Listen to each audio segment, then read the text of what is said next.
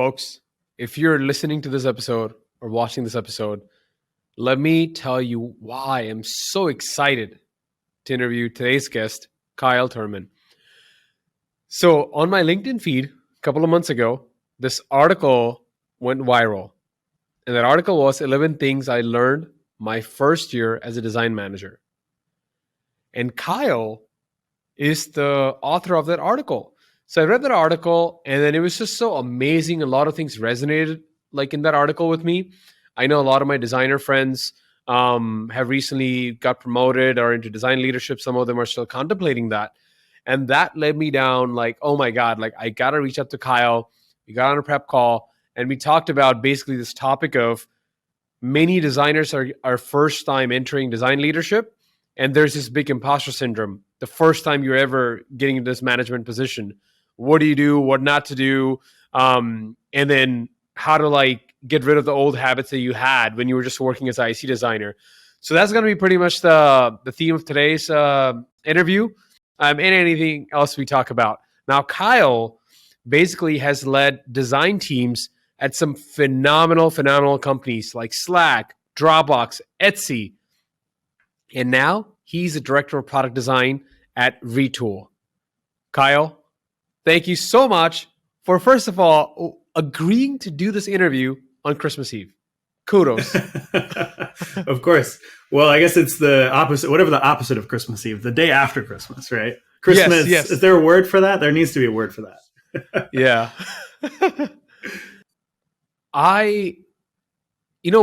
When I first read your article, it kind of hit me like, why do you think it's so hard for, senior designers? I'm talking about maybe staff product designers, maybe principal, who are working for quite some time in the individual contributor capacity, for them to just quickly switch into a design manager role? Yeah, I mean, that's a great question. When I wrote that article, maybe like 4 or 5 years ago, give or take. And I've seen it kind of blow up a couple times here and there, people linking out to it. And I wrote that article mainly for myself at the time to remind myself of what it was like. And I think that that's been really helpful for me to also, continue that, like make sure I'm remembering those things, but also remember what it's like to first become a manager and like what goes through your head, so that I can help understand, where other people are coming from as well. And I think, there's a lot of big problems that we have in the tech industry and the design industry around like roles and defining roles, like who should be doing what? Why should they be doing this? And so I think sometimes people want to label certain things that they do of saying like, well, I don't want to necessarily be a manager. I'm a designer. I design things. I'm cool. I promise everyone. I don't want to be one of those boring managers or whatever, So I think that part of it is, an image problem to some degree of people thinking that management is this stuffy role. And there are definitely stuffy parts to it. I can attest to that. But I think that, it's a really hard kind of leap to first like imagine yourself and your identity as a designer kind of changing a little bit. And there are definitely things that change, but I think that that's one issue that sparks a whole ton of other issues that go from it. So what specifically changes? So today, if I'm a staff product designer and then tomorrow I become a design manager, what changes right away? Well, I think, a lot of things change in terms of how you measure your output. That's a big one. And that was probably one of the hardest ones for me to understand. I think I mentioned this in the article as well about how when you design something, you have a tangible output, a tangible asset at the end of the day to say, hey, I did this. I made this, page, this button, this app. And it feels really good. There's something about it, especially if you've been designing for a while, that you kind of like get addicted to that in some ways, right? Of like, yes, I have this power to create something. And when you shift into management, all of a sudden you start spending more time in meetings. You start spending more time, writing. You start spending time doing presentations, even spreadsheets sometimes, right? And so the tangibility of your output really changes. And so I think a lot of people struggle with that right out of the gate. I remember in your article and one of our conversations, you mentioned that sometimes in the first time you stepped into design management, you would kind of go home kind of feeling confused about like what had you achieved in the day? Oh, absolutely. Yeah. I mean, so I grew up in Oklahoma, in the middle of nowhere. You know, my family going back a long way are farmers, and so there's this like really entrenched work ethic that I have in my brain, that might be partially a trauma response. Still working through some of that in therapy, but I think the idea of being able to feel like I did something that day was really important to me. And so going home, like some days I wouldn't have that same feeling, right? And so not only was it hard to manage my output or understand my output, it also started like creeping into some of my self-worth. And I think that's where some of the imposter syndrome comes about, is like kind of misidentifying that, oh, it's, you know, I'm not having this output that I used to have. Does that mean I'm not good at my job? Does that mean I'm not good at things? And so I think that's one aspect of just trying to change how you manage your output and how you measure your output. So let's take two examples. So if let's say you were in your first year or like you're in design management, right? So your typical week might look like having a bunch of meetings, having a bunch of presentations, right? Versus mine in IC role was going to be like, okay, I've got some wireframes due this Thursday, right? So a lot of it would be creating those artifacts, and that would be something I can say that, hey, look, Kyle, this is what I did this week. I created these Sure. wireframes that were due to the product team, and we traded on it. So there's something tangible, artifacts that kind of ground me as a IC designer, individual contributor designer, that this is what I'm accomplishing this week. I've hit my Right. milestones. So now I'm trying to make sense of like in your role, like with a bunch of meetings and like and stuff, like how do you measure output then? Yeah. I mean, that was definitely one of the first questions I started to try and figure out, is what is output? What is the thing that I should be trying to achieve in the first place as a manager? What is that difference? Like a lot of times your work as an IC has like a one-to-one correlation with whatever output you have, right? I do this design and then I have a design file, or in Figma, a link to a design file, right? With management, it's a little bit harder to understand. And so I feel like that's where my kind of goal was to try and figure out which pieces of this can I influence. You know, as a designer, there were efficiencies, or inefficiencies rather, that I think, you know, we could do better with, processes that I thought we could do better with. And that's kind of why I was interested in management in the first place, was I was like, you know, hey, I think overall we can do better and we can be better. And so my manager at the time gifted me a book called High Output Management. And I'm sure you've read it. Nice. I'm sure a lot of people have read it. There's a lot of good nuggets in there. There's also some kind of pretty veiled sexism in there, you know, because it was written, I guess, in the 80s by the ex-president of IBM. But there are some good nuggets in there. And I think one of the good nuggets is talking about how to measure output in that way. And that it really depends on the team and what you're trying to accomplish. And that sometimes it talks about output, I think, is like a black box where it's hard to understand. And so you have to kind of cut peek holes to see into that black box to figure out, all right, what's working, what's not working. So I think that's a big part of it, is like the first part of becoming a manager. You just kind of get thrown into it. You're, you know, added to all the meetings. Everyone kind of has certain assumptions about what you should be doing as a manager, but you don't really know yourself Yeah. because it's different for every team, what that output is, what output you're wanting to measure. Now this is kind of tricky because like you mentioned a bunch of things like, okay, figuring out as a manager the efficiency or the design efficiency of your team. That's one thing. There might be some OKRs or goals that the product team and engineering team want to hit, and then your role as a design manager would be to accomplish those goals or Sure. aid in those goals. So it's kind of like, and then these things are not overnight. Like I can No. finish my Yeah. wireframes by Thursday and deliver them, and I'm good. I've hit my milestone for the week. But in your case, if you think about this, these are kind of like couple of months at least, or maybe even year-long goals. So where do you get the sense of like, am I on the right track? Is it from your like VP of design, or like even someone who's your manager, or like how do you track that progress? Yeah. I mean, the thing is, sometimes you'll have really good managers or really good leaders that will give you kind of that blueprint. They'll help you set that up. They'll help you do that. Sometimes that's not the case. And sometimes it's a little bit of the Wild West, especially when you're working in a smaller company, a startup. There's not really a set definition for what a manager does. And so I think actually one of the first things you should do as a manager, I think this is something I also mentioned in my article, is set those expectations. Like say, all right, this is what I think that I should be working on. This is what I think would be really, beneficial for the team. Here are some problems that I'm seeing. There's also a really good book called The First 90 Days that talks a little bit about this when you're either changing roles or moving companies, kind of breaking up your first 90 days into 30-day increments to let you say, okay, the first 30 days, I'm really going to listen and understand what's going on. The next 30 days, I'm going to start participating and really like kind of dig into things, and then and come up with suggestions, formulate a plan. And then the last 30 days, you're starting to like experiment with one aspect of this plan, right? So I think sometimes it's helpful to not wait necessarily for those definitions to come, because they won't always come. Like it's good to have that understanding of like, what do you want to accomplish yourself? Why did you get into management in the first place? And, we could talk about that too, of like what, why people should or shouldn't get into management.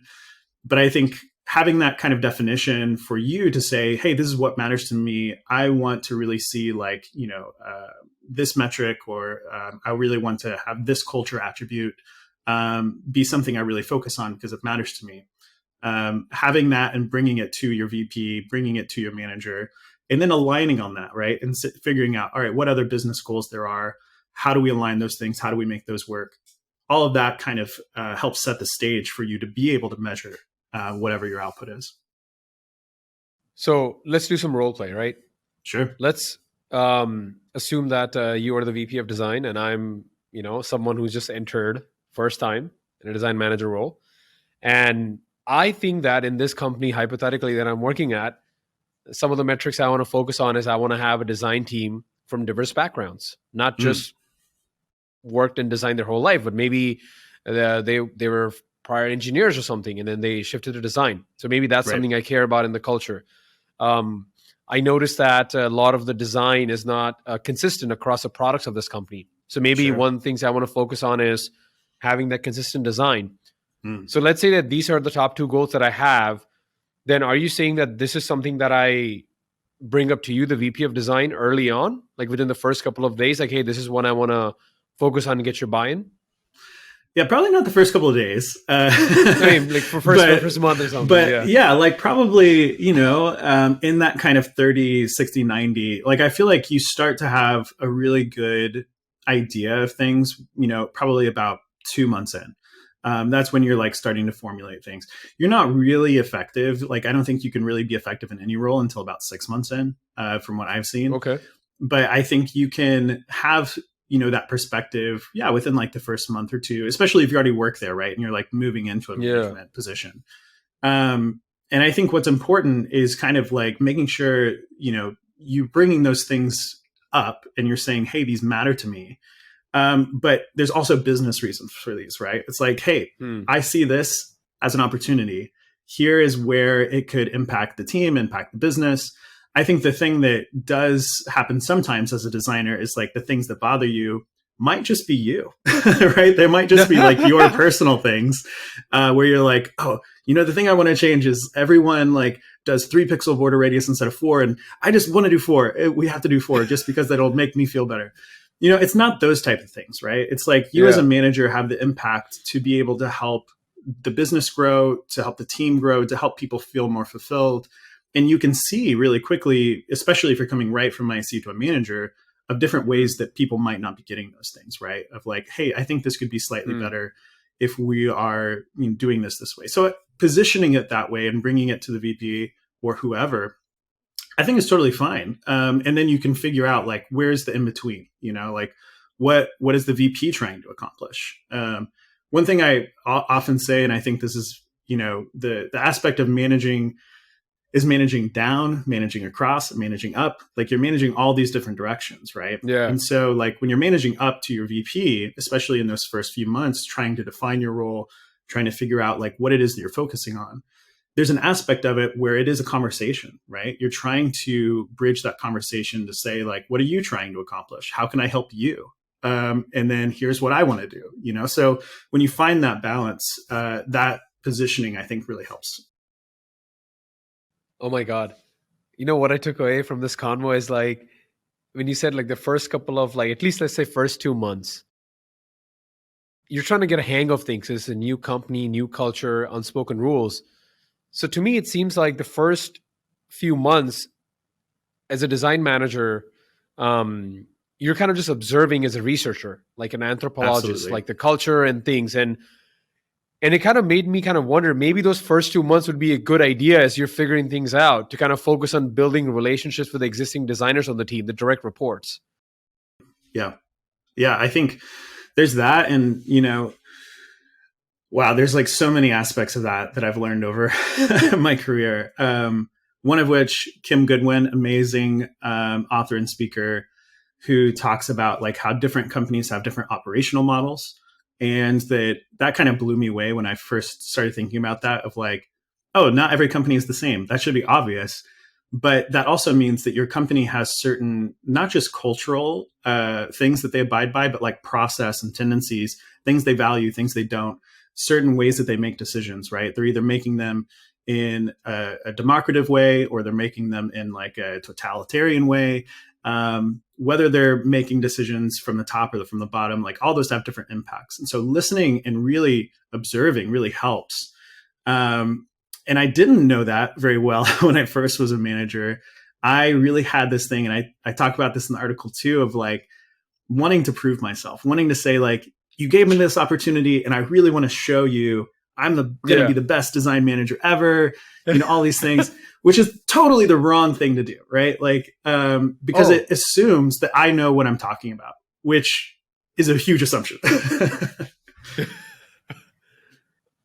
And coming to that part about it is like, so there's that excitement, right? Okay, I want to prove all these folks that are giving me my first shot at Right. design management. I don't want to let them down. Now, I mean, you can take your case or my case. Either example is fine.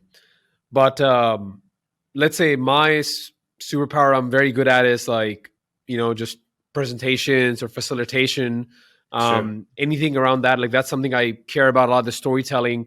So let's say I become a design manager, Kyle, and then I have a direct report that I have given the task of like, hey, we need to give an update on this design work that we've done. Why don't you create a presentation?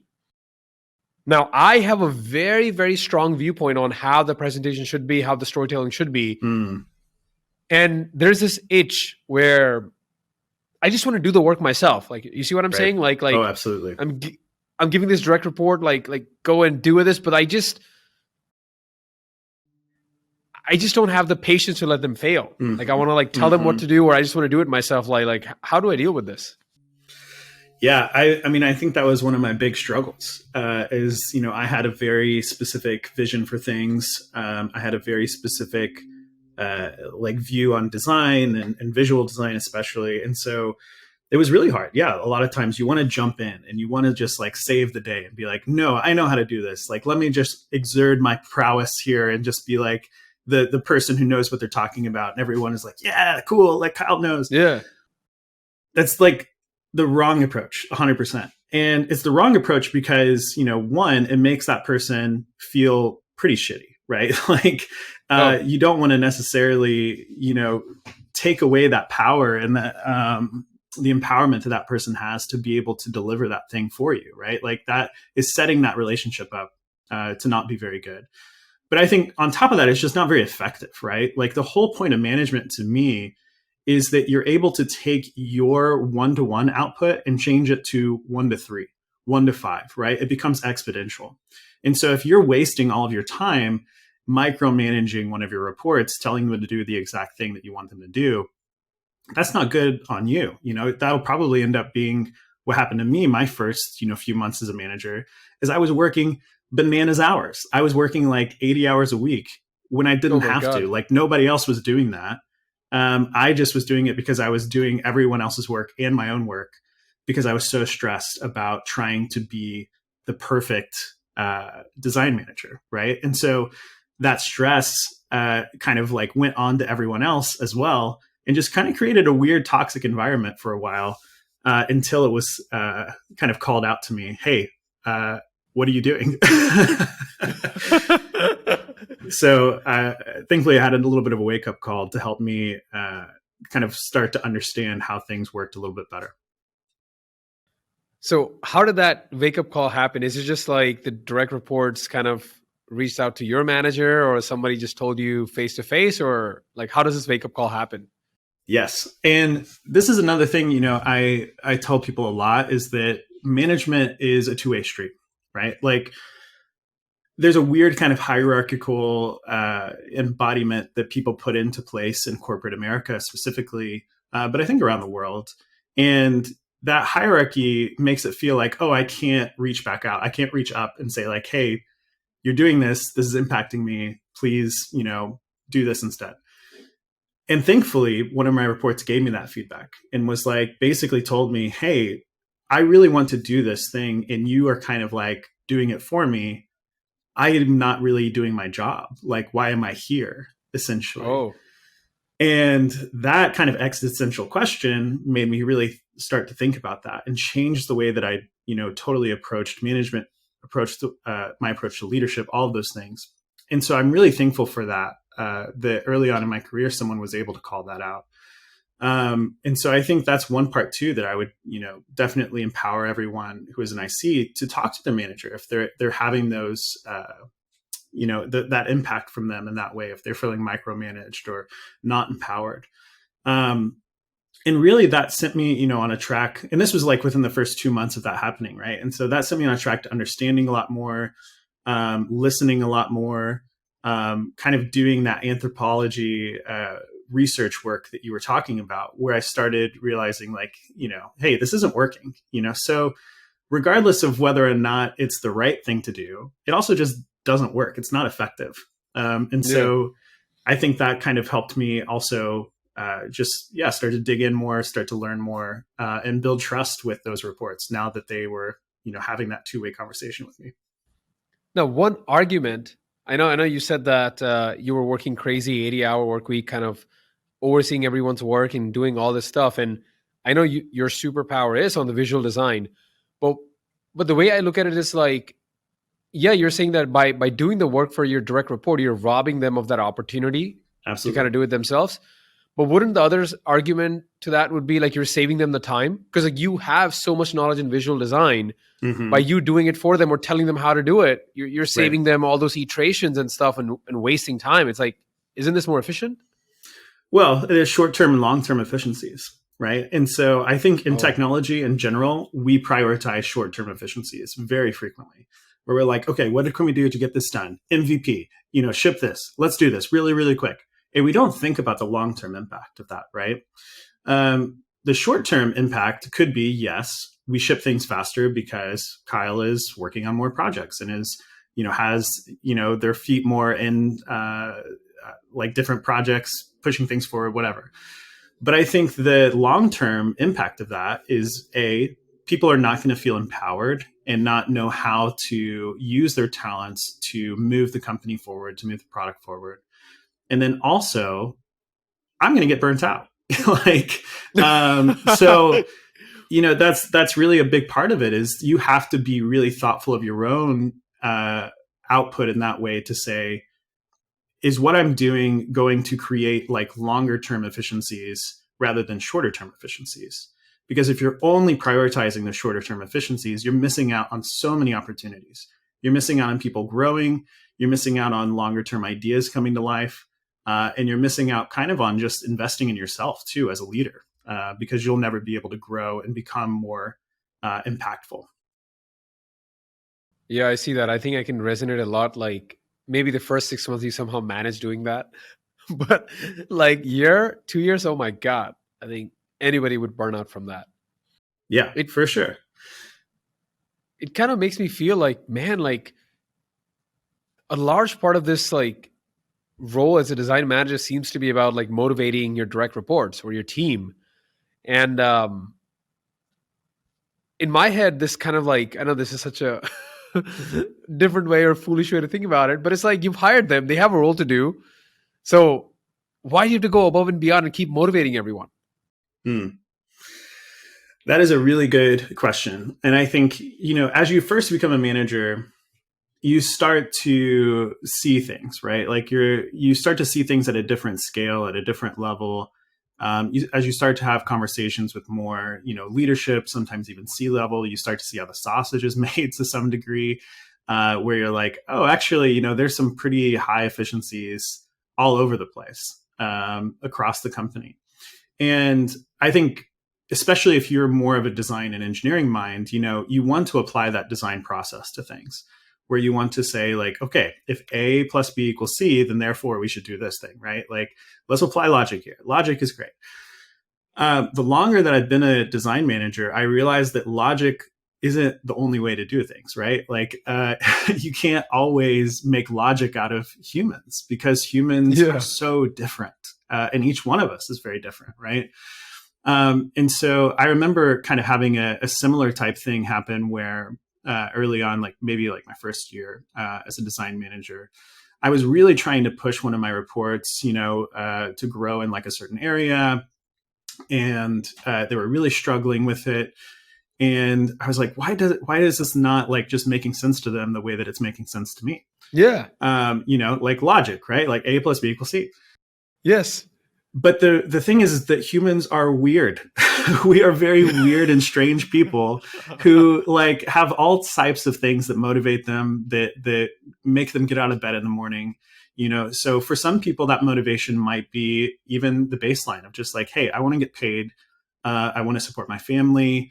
Those are my motivations, right? And so that's fine. That's totally acceptable. I think in the tech industry, we try and make it and push it to where like everyone needs to be so passionate about enterprise Yes. software and we're going to Yeah. change the world. And it's like, yeah, I mean, maybe like, like I think there's kind of a false excitement that gets people going. And that is like the only thing that companies do for motivation, right? Of like, yeah, like we're going to do all this thing, rah, rah, rah, rah, let's go, let's go. Yeah. And that excites some people and that motivates some people, but it doesn't do anything for other people. And so when you start looking at these inefficiencies, you realize that some of it is process related. Yes, like process is good.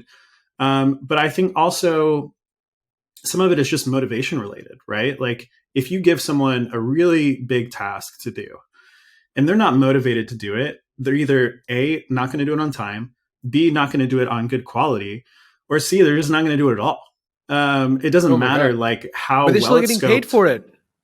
Of course, they're getting paid for it, yes, but that is one thing of many, right? Especially in the design tech industry, a lot Yeah. of the average tenure at most places is 2 years, right?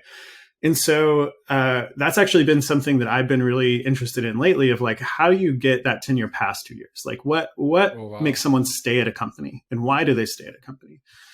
And so for me, my personal motivation through my career has always been learning and growing. I love learning. And so I love opportunities where I can try something new, see how I can learn from, different people from diverse sets of minds and people from different backgrounds.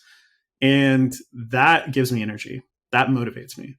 And so when I kind of like am not able to do that anymore at a company, that's when I start to look to leave, right? So Yeah. does that mean everyone operates that way? No, everyone has their own thing, right? Like, and so for me, like pay is a part of that. I need to be able to pay my bills. Mm-hmm. But there's been times where I've taken pay cuts, to do something different because I'd have opportunities to learn more, right? And so everyone has different motivations. And when you say like, well, they're getting paid to do it, yeah, of course, but it's a contract, right? It's a two-way contract. It's like, hey, I want to pay you to do this thing, and Yeah. in return, you will get X, Y, and Z. And what I think a lot of times happens is that businesses and management and leadership don't fulfill on their promise back to people, right? They don't fulfill the other side of that contract. And so that's when people start to get burnt out, whenever their energy is more depleted than it is by being, reinstated by whatever they're doing. And so then they start to leave and whatever. So motivation is a really key part of all of that. I think it's so mind blowing for me to just understand that there's no general one thing you can do. Like basically there's no standard motivation for everyone. Like what I'm hearing No. from you is like what motivates me may not motivate you. And I think an Right. example comes to mind for me is like my leaders, Michael and Kathy, um, they they know that I love teaching and stuff, right? Mm, So they kind of like made it happen for me. Like, okay, like on this specific day, you can start your day a little bit later because I know that you want to like teach and stuff, teach a class, and that's going to conflict with the work schedule. So we'll figure out a way where you can maybe start a little bit late and then kind of like make up the hours later. Now, this specific arrangement meant a lot to me because I could do this thing that mm, I really care about, right. right? Mm-hmm. And to your point, whenever they kind of give me anything to work on specifically from them, I'm extra motivated to kind of go above and beyond because to me, they went above and beyond to do this thing that I care about a lot. Totally. So it's so kind of crazy, but it's like, I mean, as part of my work, I have a bunch of things to do, but whenever any specific task comes from any one of them, I want to go not just like 80%, Mm, 90%, I want to go 110% specifically right. for them. Right. So it's kind of like because they motivated me in a way that matters to me. And this had nothing to do with pay, by the way. This was just more of like completely non-compensation related, like thing that they did for me, and that makes me want to go above and beyond for them. Yeah. Absolutely. Right. And coming back to the book that was recommended to me that I read, like High Output Management, the three things that Andrew says in that book, which is managers do information gathering, decision making, and nudging others. And I would actually replace nudging with motivating, right? Because it really comes down to this idea of kind of carrot and a stick to some degree. What they did for you gave you that motivation to where you are self motivating to put in that 110%. And that is going Yes. to be more impactful than if they were like, hey, like, if you don't complete this by this deadline, Yeah. we're not going to give you a bonus or something like that. Right. Like, I you know. know, there's, it's kind of that carrot and a stick to a certain degree. And I think everyone wants, in the business industry wants to pretend like they're, these hard people who are like, yes, we need to make business calls. And, it's not personal, it's business. And that's just not really effective, actually, because if you help people find that motivation, it's just going to be way more impactful. And a story that kind of reminds me of this is Will Gadara. I think it's his name, from 11 Madison Park. He was kind of like the owner or part owner for a while, worked there. 11 Madison Park, I think 3 Michelin star restaurant in New York City. Everyone's wearing suit and ties, very, very high end establishment. And he talks about this in a TED talk, I believe, that there was some people there sitting and they were talking about how great their New York trip was, but they were just sad that, they weren't going to be able to eat a New York hot dog. And that would have really completed the trip. He heard that, went outside to the hot dog vendor, bought a $2 hot dog, brought it back inside, put it on a plate, gave it to them. And they were enthralled. They were just over the moon.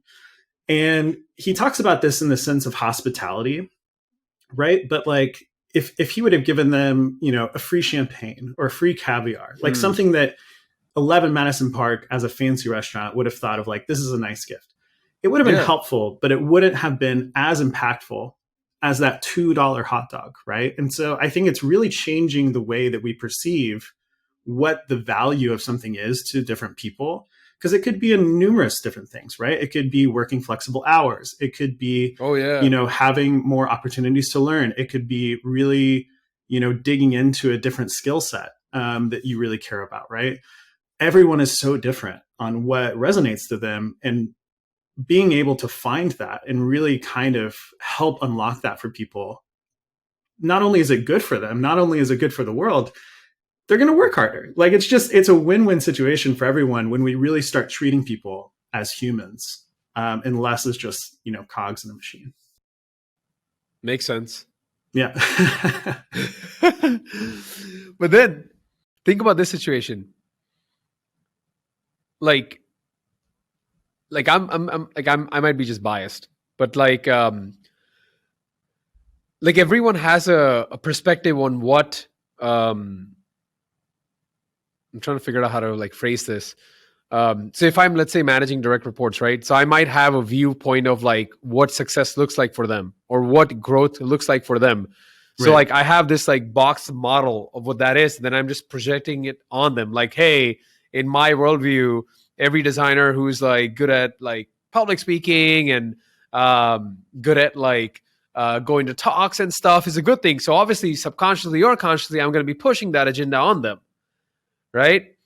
So as a first time design manager, how do I come out of that? Because like Mm, not every like I think my goal shouldn't be to make them a replica of me. totally. Yeah. I 100% agree. I think, it's a part of that is, and not to say that you're not great. I think more of you would be a fantastic thing, of course. But I think it's really about, even if you did make a carbon copy of yourself, they wouldn't be you, right? Because you are Yes. you because of certain things that have happened in your life and certain things that you've learned. Hmm.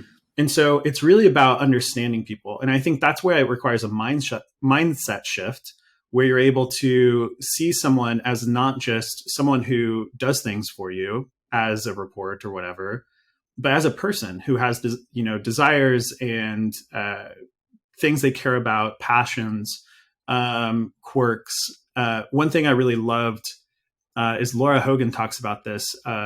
Is at Etsy we had this thing where you would do kind of first one-on-one questions with a new report. And one of the questions that I think maybe Mike Britton or someone else kind of came up with was, what makes you grumpy? And Oh. understanding that about a person really tells it a lot. And I really like the word grumpy because it makes it kind of more fun and playful, but you also get to like see what people care about. And it's like, for me, what makes me grumpy is politics. I don't like it when people are Oh. trying to play a game or whatever. I just, let's cut to the bullshit, like get to the point. But I like to just see what makes people grumpy, try and understand them more as humans, right? And by doing that, you start to be able to see not only, what impacts them negatively, but what impacts them positively. What's the thing that gives them energy? What's the things that grow? And so really it's that getting to know someone and then applying what you've learned about the industry to that as some form of constraints, right? So a few designers that I've been mentoring lately who are early on in their career trying to get jobs, one thing I talk about is like hiring, I think is totally broken in the tech industry. I believe that there is racial bias. I believe that there is age bias. I believe that there's location bias. There's all sorts of bias that goes into hiring. And what is interesting is like we can say, yes, that is wrong. We should not do this. We should do better. All of those things are true, but also we can't ignore the fact that it exists, right? We can't ignore the fact that all of these things are kind of baked into the systems that are set up.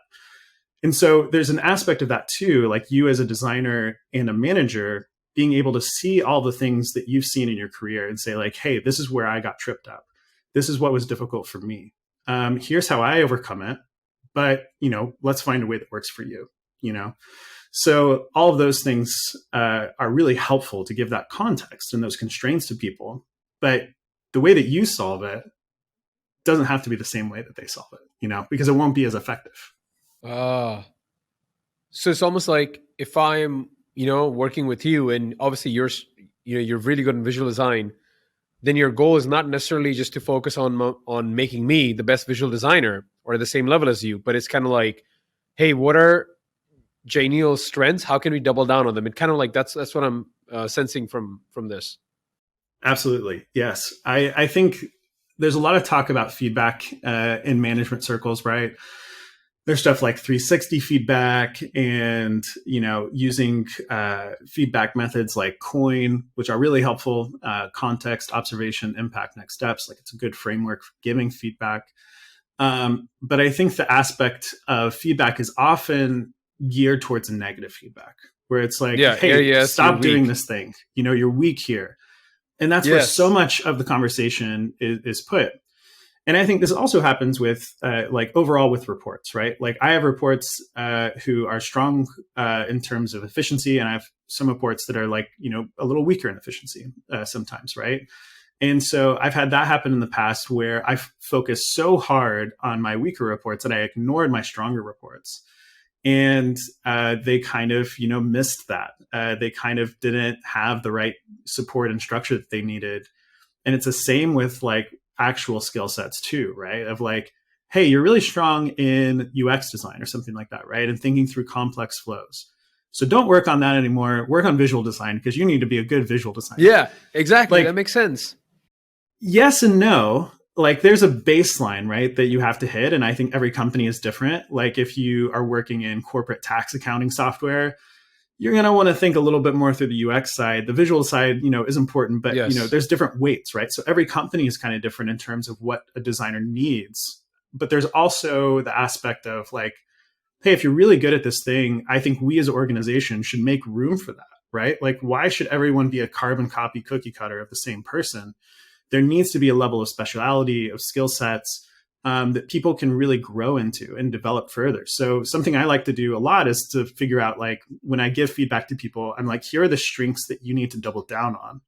And here are some opportunities for growth. And so by kind of balancing that, I think it gives a lot of people, something more stronger and more motivating to work towards rather than just like, here's all the things I got to fix about myself, So I think that can be really helpful too. Oh my God. So now, all the folks who are first time entering design management, they're probably dying to ask you this question. Kyle, all this is awesome. All this advice is good. Sure. But have you ever had a direct report tell you that, hey, Kyle, you're being not a good manager? Right. Yes, exactly. I mean, so this was a very similar. So it's happened a few times, right? And I think that's wonderful. I love hearing feedback, being able to grow. And that one time that I had mentioned just before, there was kind of a similar time with another report where they were kind of mentioning like, hey, like I really want to grow in this area, and we're not focusing on that. Why are we not focusing on that? Right. Like you are trying to push me. And this is really similar to like what we were just talking about too, of like, Yeah, you're trying to push me in this direction. You want me to go in, but I really want to go in this direction. Like I really want to be a stronger visual designer. I was like, your visual design's fine. It's totally fine. Don't worry about that right now. Focus on this. And so I think what was interesting about that is being able to hear that perspective, right? And being able to have that two-way communication, I think is really helpful. But I think the other thing is actually just being open to being wrong. Like I am wrong all the time. And I feel like there's this really allergic sense that everyone in technology has, and maybe the world, to always feeling like they need to be right, And so ego comes in, all of these things come in to say like, no, I need to be the best. I need to be right. And so I need people to view me in a certain way. And the best leaders I've ever worked with, the ones who I think are, above and beyond, and, in my consideration are successful, they listen and they say when they're wrong, And so I think there's that aspect to it as well of like, it's not just one time that'll happen. It's going to be many times, right? Like there's been times where, an organization change happened and I communicated it a little too early because I was like, I really want to be a transparent person. Yeah. And I communicated it so transparently that there was like 1,000 questions that came from it, and everyone got really worried. And I was like, no, it's actually fine. Like it's not actually that big of a deal. Yeah. It's just this thing's happening, but it made everyone really worried about it for a period, right? And so I learned like, even values that you have around transparency. There are certain things where it's just like, no, you need to just figure out how to communicate those things, right? It's not necessarily full transparency is the answer. Transparency is a tool. So I think there's all these different moments where you learn things, but you can only learn them if you're open to being wrong, and you're going to be wrong a lot. And so I think in that same way, being open to being wrong, but then doubling down on your strengths as a manager and saying like, okay, what type of manager do I want to be? Do I want to be someone who is more organizationally, focused, who I'm focused more on process and other things? Or do I want to be someone who's more product focused? Or do I want to be someone who is more focused on like craft and critiques and things like that? There's all these different types of managers as well that you can be. And so it's kind of being able to constantly experiment, try different things, being able to say like, all right, I heard this feedback. I'm going to try something new next time. And then I'm going to listen and see if that helped or didn't help. So all of those things kind of help you be able to shape who you are and how you grow as a manager, which I think sometimes you overlook because you're so focused on other people's, all of your reports' growth as well. Now, let's say if I want to be a design manager in the future that's more focused on the product or the craft level feedback, let's assume. But then who's going to take care of the process? Like, do I have some other one help me out with it? Or how does that work then?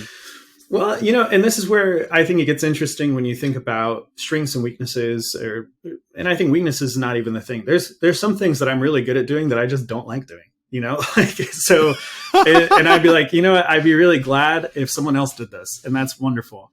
Communicate that, right? Like, so I've worked on product teams when from either a director level to a management level where I'm talking with, engineering, product, even design program management, and a few other partners, right? Of like, all right, here are all the responsibilities that are on the table.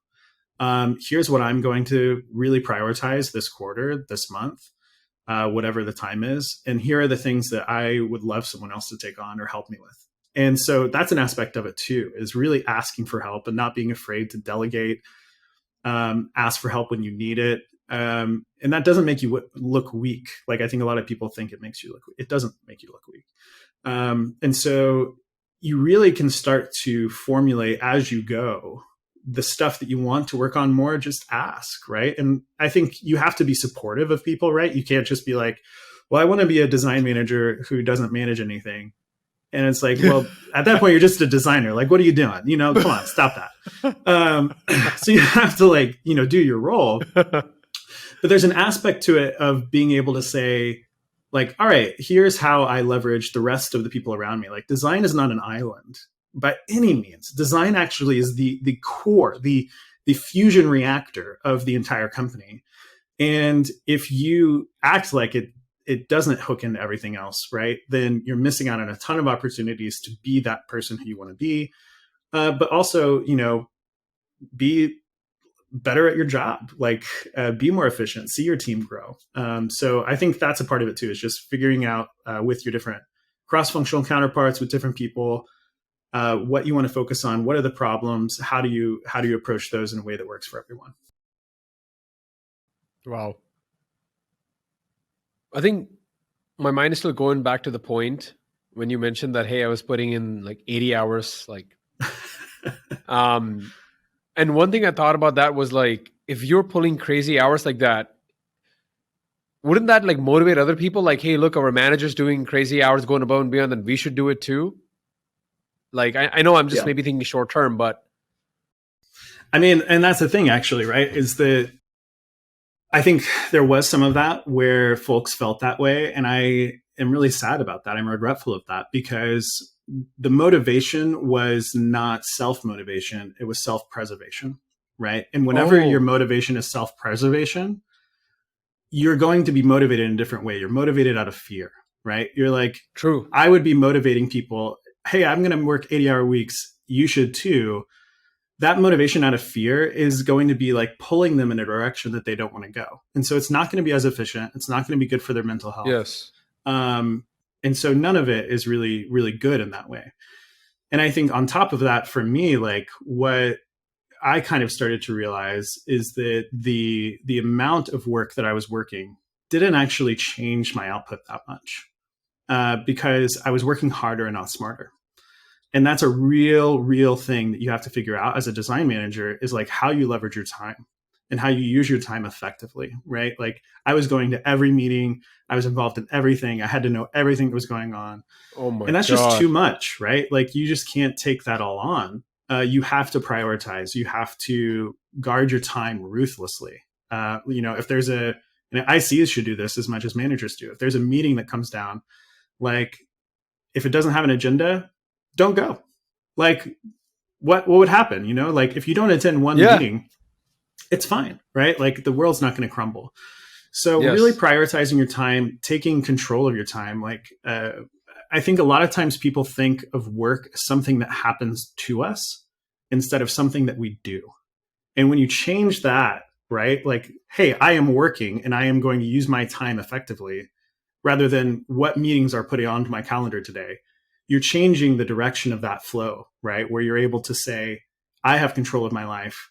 This is what I'm able to do. This is what I'm prioritizing, and how it fits into the rest of the company's objectives, rather than that being put onto you. So I think even if I was working that amount of hours, if that would be motivating, if that would be something that would get people to work more, the output wouldn't actually change, right? And so that's why it's so important to figure out, like, what is the actual output that I'm doing? Because just working, that is not output, Yeah. right? True. Oh my God. So I'm obviously going to link your website, your contact email address, and your socials in the show notes. Folks listening. Sure.